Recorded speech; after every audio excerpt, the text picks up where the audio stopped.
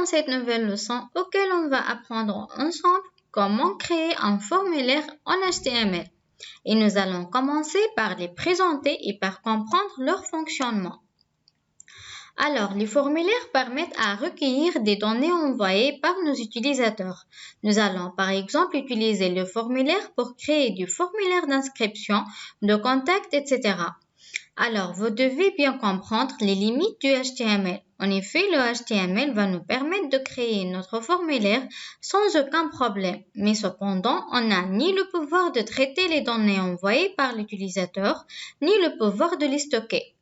Pour effectuer ces opérations, nous allons pouvoir connaître d'autres langages informatiques qui vont traiter les opérations envoyées côté serveur, comme le PHP par exemple, et pour enregistrer des données efficacement, comme c'est le cas d'un système de gestion de bases de données, MySQL entre autres.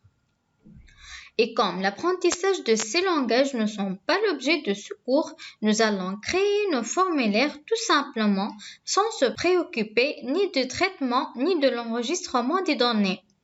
Alors, lorsqu'on crée du formulaire, ce sera généralement pour demander aux utilisateurs d'envoyer des données. Donc, souvenez-vous bien que vous ne devez jamais vous attendre à recevoir les bonnes données.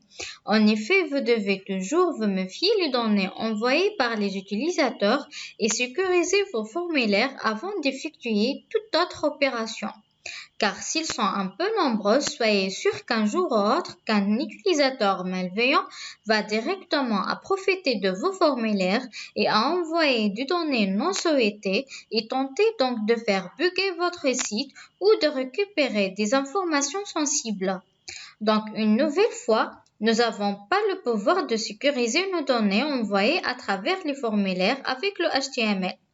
Et nous aurons donc besoin de l'aide d'autres langages comme le PHP pour faire cela. Cependant, donc gardez bien cette mise en garde en tête qui sera très utile lorsque vous créez vos formulaires de A à Z en utilisant également du PHP ou MySQL pour traiter et enregistrer des données. Donc voilà tout pour cette vidéo. Dans la prochaine leçon, on va commencer à créer notre premier formulaire en HTML et on va découvrir les différents éléments d'un formulaire.